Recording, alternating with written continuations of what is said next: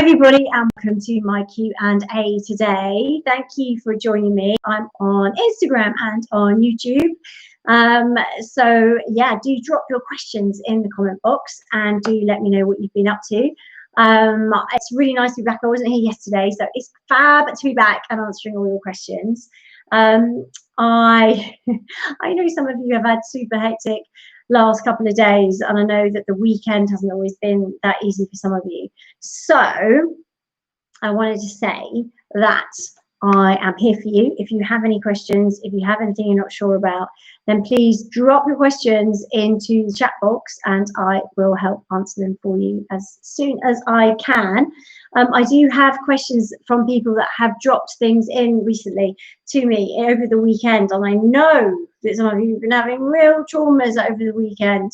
One of you contacted me to say that your boyfriend had walked out on you and you actually hadn't missed him at all since he'd been gone. So what does this mean? Well, if your boyfriend has left and you don't miss him at all, in fact, you're enjoying yourself more than before, then it means you are in the right relationship, I think. I think you're better off out of it, don't you think? I thought that was so funny. She emailed me and she said, oh, I've been with him for 6 years. He hadn't proposed, so I was waiting for him to propose. He didn't, and we were sort of going around that merry-go-round for a while. And I think lockdown brought quite a few things to a head. And I know for lots of you, lockdown is bringing things to a head, and it can be really challenging, can't it? I know that I've got lots of people messaging me saying, I thought I was in a happy relationship, but isolation has proved otherwise, slightly challenging. So I know that is the case for so many of you. But I thought it was interesting. She was super happy as someone that's just gone through a breakup, which is unusual. Most people that contact me are upset. So it was refreshing to get an email from someone saying, it's the best thing that ever happened to me. My boyfriend walked out on Saturday and I'm loving single life already. Although I don't know if you saw in the news this morning, the government's bringing in a new law, which is going to slightly hamper those of you that are dating. Yes, you cannot go apparently to someone else's house and have sex with them if you don't live with them. Who knew? This is going to. So I was getting ready this morning, and it was very, very funny because Piers was saying that it's outrageous to have a law about this and how they're going to monitor it, and Suzanne was sort of taking the point that actually maybe it is spreading the virus. But it is interesting, isn't it? Because there was somebody on there that came on and who was Andrew Pierce. If you watch the show, he's a journalist.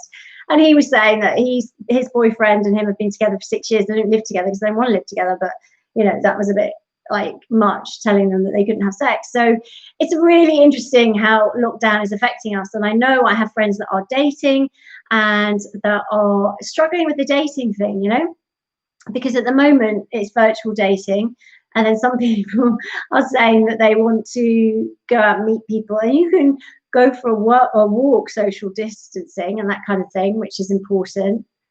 Hi, Olga. So you can go for a walk.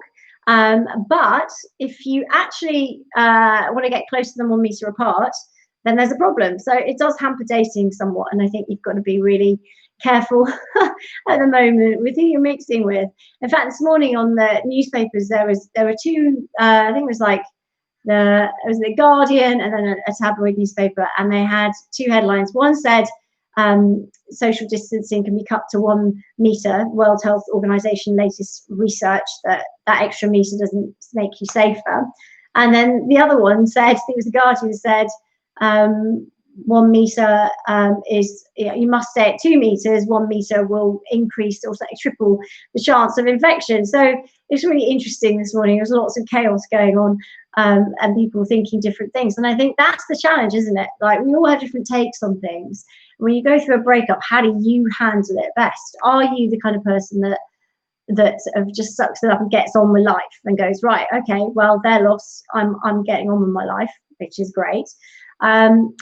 Or are you the kind of person that says, you know what, I want to, I'm going to take this quite seriously and deeply, and I'm sensitive and it's going to affect me. One of the ladies that's emailed me in over the weekend was saying that she is super sensitive to everything. She's like one of life's sensitive people, she called it. And funnily enough, she said, I've really struggled in isolation, which I think we're hearing a lot of, right?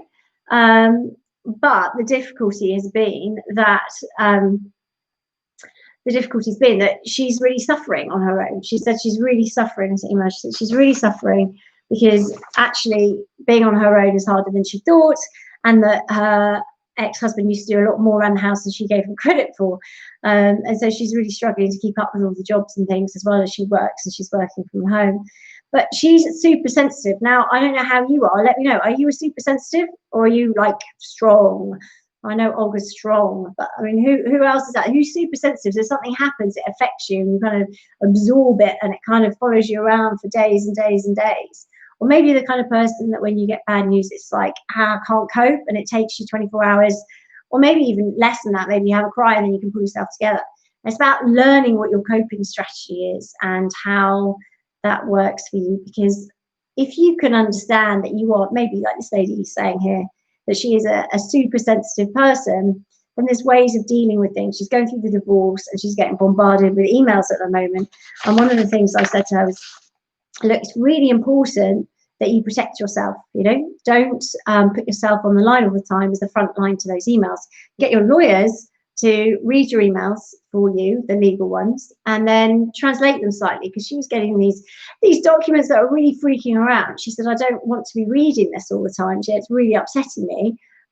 What I'd like to do is just sort of, I just don't even want to look at them. So we set up a separate email box for all her legal correspondence for her divorce. So she has to go in there to look at it. So it's not interrupting her as part of her day. Which is a great tip, guys, by the way. If you're going through a divorce or something, just have that legal stuff in a separate folder, and you have to go there to check it. So it means they can't interrupt your day. So if you're having a great day or in a meeting and then suddenly that flashes up, it can throw you off. So what I'm saying is have a separate inbox and do it when you're ready to do it, and sit down. And if you're expecting something in, then ask your lawyer not just to forward it to you, but to actually give you like a heads up on, look, this is what it says. It sounds a bit scary, but it's okay because, and a couple of points, and just summarize it. Because that takes the sting out before we then open it up and start reading all the legal jargon, which I know is going to jolt you, especially if you're like this lady Jane, is super sensitive, and you're going to take that on board. It's a great technique for dialing down the anxiety of going through an actual breakup and the divorce and going through all that legal paperwork, which is a nightmare. And I know a lot of us go through it, but actually when you get out the other side, it's something you never ever want to go through again, like formies and all those kind of things. So it's great if you've got good lawyers that can just dial it down for you a little bit by taking the sting out. Also, ask them not to forward you anything on Friday after 2 o'clock. What's the point? Or 3 o'clock. You don't want to ruin your entire weekend with something, because there are law firms out there that especially target people on Friday afternoons, because they know that it makes you vulnerable, because it's going to ruin your weekend. So some of those sort of harsher, aggressive bullying tactics, law firms, mention no names, but there are a lot of them, might take that tactic. So if you can ask your lawyer, maybe if it's not urgent, not to send it to you, so you can have a nice weekend and then pick it up on Monday. 10 times 11, hello. I think it can depend. Sometimes you can lose your sense of self in a relationship. Absolutely. At the break, you don't know who you are. However, it's nice to rediscover yourself. Absolutely. A lot of the work I do, and 10 times 11 is one of my coaches, my breakup and divorce coaches. A lot of the work that we do with clients is sort of rediscovering your identity, because you lose that in the relationship. Quite often you sort of morph into the other person almost. For example, if you, for example, like, I don't know, action films, but your partner likes rom-coms, you might find yourself watching a few more rom-coms and less action.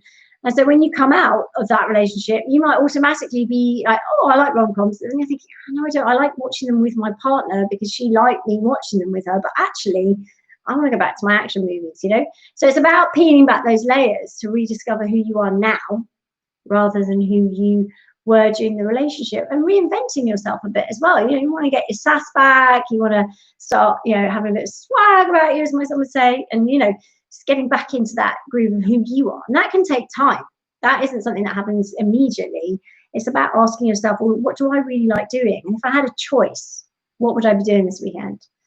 10 10 times 11 says the journey can be hard. What a good reason to get a coach. Yeah, it can be hard. It can be hard. But, you know, also it's fun, because actually a lot of people see breakups as a negative thing. Like, oh, my ex has left me. Apart from the lady I was reading out her email at the beginning, when she was delighted he's left and couldn't be happier. But, you know, I think a lot of it is rediscovery, and you get the chance to redesign your life just the way you want it now. This is your opportunity to take back your control and start redesigning. You know, who do you want to be? Who do you want to be around? What do you want more of? All these things are questions that will help you paint that canvas of your future and get you excited about it. You know, what is it you want to be doing? You know, is there something you've always wanted to do but have never done it? So your breakup bucket list is something that I teach all my coaches to go through with their clients, because it's super fun and it gets people motivated and excited, you know, rather than divorce paperwork, tick. Now I've got to take the bins out, tick. You know, those sort of things are dull. But, you know, what is there that you can add into your life to get your sparkle back? You know, is there something that you've always wanted to do? You know, I had a client that got into leather trousers. She never worn them before. Her husband didn't like them, but she suddenly got into leather trousers and she loves them. In fact, most of the time I see her, she's wearing leather trousers. She's got lots of different colours, but she was great. Other people, you know, nail polish, bright pink nail varnish, or it could be joining a climbing club. I had a client, I think I might have mentioned him to you before. He wanted to climb Everest, but his wife said, I don't think so. Very dangerous. And so he didn't, respectfully. But actually, I think what she found was that ultimately, but now they're all grown up and the wife left him. So he thought, you know what? I might go back and climb Everest. You know, it's getting on a bit. So he's joined a climbing club and they're training, and they might do a venture out there. So there's, you know, what is it for you that you want to get back on your breakup bucket list? Something that you can do that makes you feel good, that gets you excited.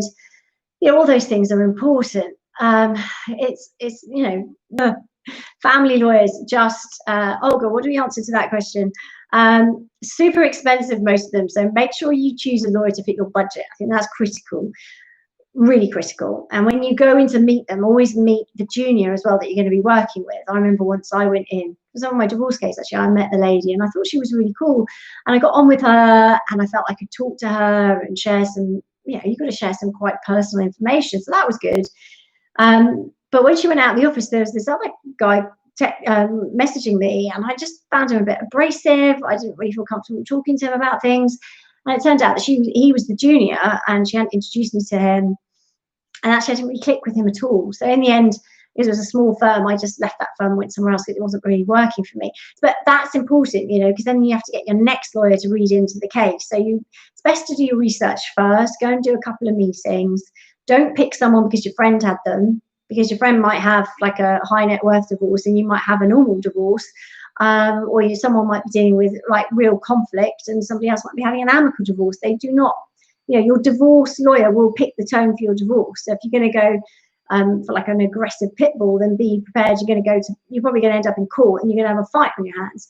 Whereas if you pick, you know, a firm that specialises in collaborative law, which is where everyone sort of works together and amicably, the lawyers talk together, or you're going to go down sort of maybe a mediation route, then, you know, there's other lawyers that specialise in more of that sort of conscious uncoupling that the lovely Gwyneth Paltrow brought to us a couple of years back. Unfortunately, most of my clients are going through what I went through, aggressively severing, which is very different from consciously uncoupling, but it's just the other end of the spectrum and can be really difficult. And even if you want to have an amicable divorce, if you're getting divorced from someone who's hell-bent on causing pain and difficulties, then that's what you're going to get. So it's important to pick that lawyer to suit your case, especially your budget. Pick a team that you feel comfortable with, because you will be sharing intimate information with these people. You will be a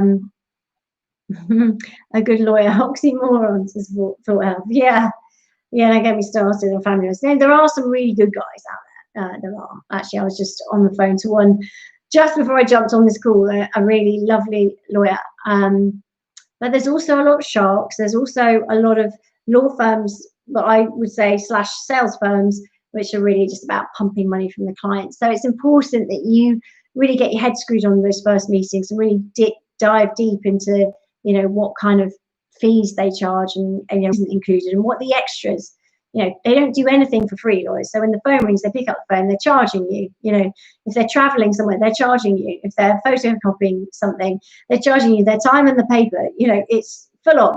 So, and probably the ink, given some firms.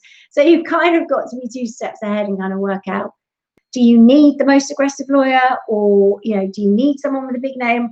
Quite often I find that people come with the big law firm, even as good as some of the sort of more local, maybe outside of London firms or other branches. They're dependent on relationships to build their business. It's a different model. So there's different styles. So make sure that's something that's super important, guys. If you are. So I had some questions in about abusive relationships, and how would you know if may have feelings of lack of confidence, doubting themselves, not sure about how they feel about things with their partner. Maybe they're walking on eggshells. Maybe they feel that they upset their partner a lot. A lot of them take the blame themselves. So are you doing that? What is acceptable behavior to you might be very different to somebody else. Like I've got a friend called Carla, and she just would not tolerate anyone that wasn't going to follow her around and look after her and pay for dinner and all those things. She's lovely. She's good fun. Big heart. She's very generous herself. But if she's with a man, they've got to be a certain kind of man. Otherwise, on your bike. Whereas there's other people who are more empathetic, I would say the word is, and compensate for other people, and you absorb the pain, you absorb their areas of weakness maybe, and you just accept things. You're more accepting. You might minimalize bad behavior and say, oh, I know they had a bad day. I know it's tough for them right now. I know things are difficult. So, it's okay. I'm not going to say anything. But every time you don't say anything and something happens, what happens is your boundaries just go down a little bit. What the boundary is, what is acceptable behavior for you in a relationship, and it will come down just a little bit. And that's the important thing to note, that once you've accepted behavior and tolerated that behavior, it's very hard as it becomes the new normal. And if that's the new normal, then it's hard to go, hang on, when you did that, I didn't like it last time, all the time before that. It kind of becomes, well, this is how it is. And the interesting thing about that is this is how we get into abusive relationship. It kind of sneaks up slowly on us. It's not day one, and it's all out there to be seen. It really isn't. In fact, quite often they are the most charming. Showed you that on the first day. I mean, because they show you one side of them, and then they have multiple sides usually, and then they'll let you into another side, and then they might be a bit snappy or difficult, and you'll kind of get a flash of it. But it won't be enough for you to go running for the hills because you'll be invested enough, sometimes they isolate you from friends and family, or they say, oh, you don't need to speak to your dad so much or your mum so much because I'm here for you now and I'm your family now.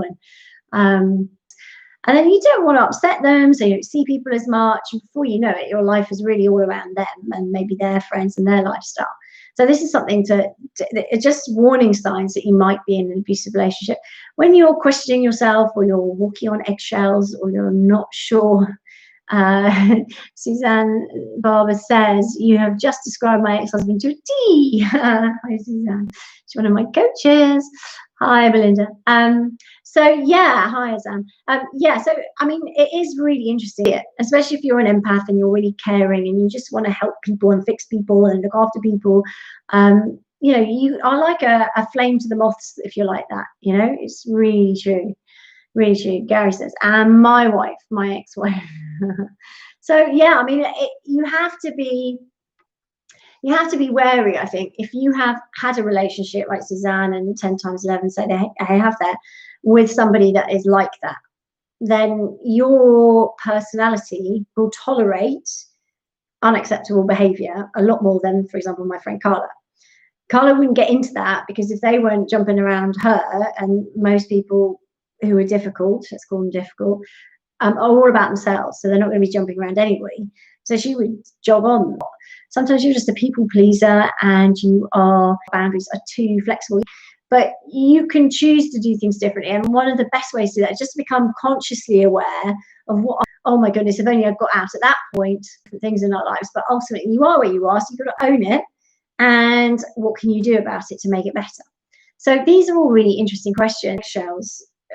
So derogatory comments, put downs, subtle things, isolating you from friends and family, maybe controlling your finances, wanting to know where you are, maybe little digs about what you're wearing, or, you know, my ex-husband would have a field day with this. You know, I mean, it was always about them, not about you. They would mirror, so reflect back on you their bad. You're not very kind. You might say, you're not very kind. Oh, you're not kind. You say, I'm not kind. You're not kind.